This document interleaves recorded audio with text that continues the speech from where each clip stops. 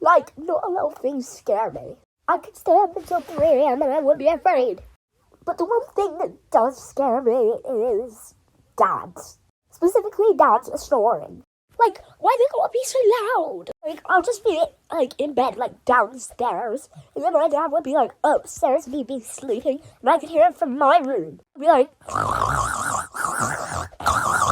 Like, I'll be trying to watch, like, YouTube, like, because I literally can't sleep because of his snoring. I'll be, like, trying to watch Mr. Beast or something, and then you'd be like... Once it got so bad, I had to wake him up.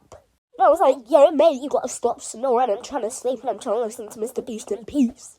Like, I just don't get it.